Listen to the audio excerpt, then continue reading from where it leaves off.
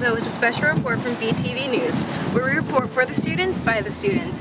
Today we have a very special news update straight from the world's famous Meadowlands.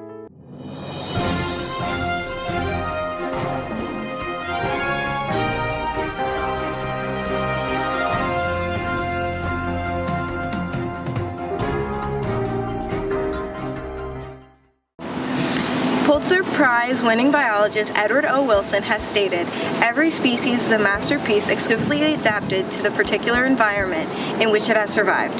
Who are we to destroy or even diminish biodiversity?" Today we will discuss the endangered salt marsh sparrow of the Meadowlands. Let's head over to Ms. Colasso for more information. It's really important to study endangered species because it gives us an example of how climate change is affecting species. For example, here the salt marsh sparrow is having disrupted breeding patterns due to increase in sea level rise due to climate change. And so when we look at species who are threatened by factors like pollution, sea level rise, habitat destruction, we could start to see how we as students and as a community could help mitigate that. Students of the Environmental Club essentially serve as advocates for species, and our main goal is to bring awareness to environmental issues, but also mitigation efforts. So as a club, by bringing awareness to local issues, we could hopefully encourage our community to get involved. Thanks, Ms. Colasso. The salt marsh sparrow resides in tidal salt marshes off the eastern coast of the United States. They try to nest at the highest elevation point to avoid flooding. Their diet includes insects, amphibioids, spiders, and seeds.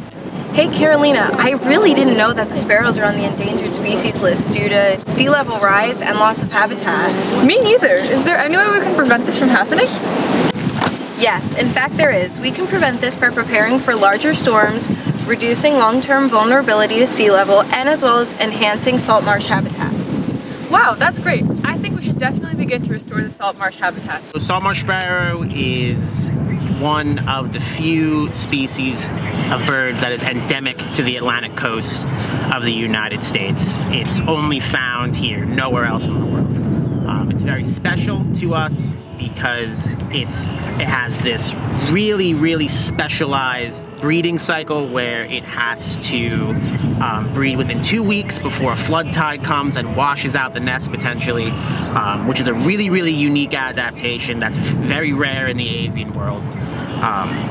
Here in the Meadowlands, it's one of our flagship threatened species. It's something we monitor fairly heavily. It's something we collaborate with many state agencies and other partner organizations on.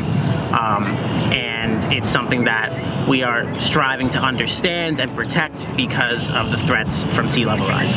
And they're very hard to find, which is part of the reason why people don't understand them. They're not like a big, when you see a bald eagle, everyone can see a bald eagle flying by, but the salt marsh sparrow keeps very secretive in the marsh grasses, so it's hard to get people to understand what's special about the bird and why it's so important. So part of what we're trying to do is better understand its life cycle in the Meadowlands, but also tell a lot of people about it.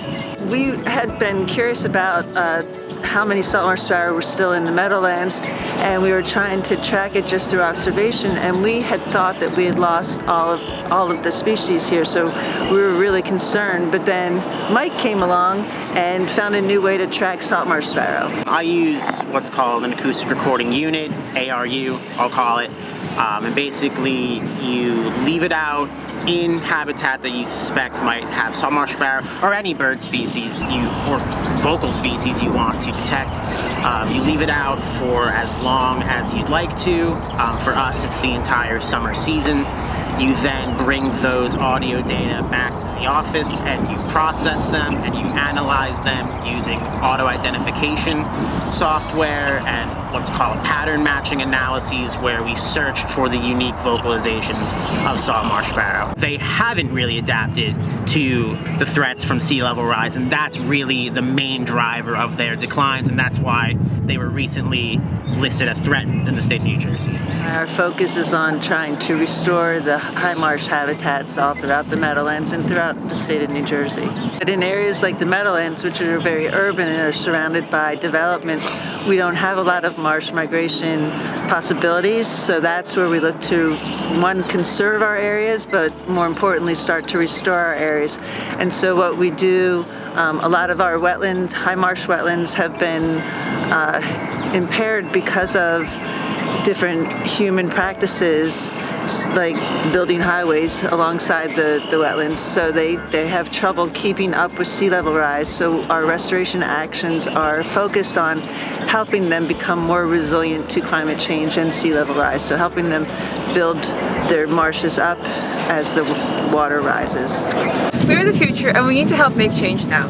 Thank you to Terry Doss and Mike Terso of the Meadowlands Research Restoration Institute and Angela Colasso of Becton Regional High School. I'm Carolina Rapinski.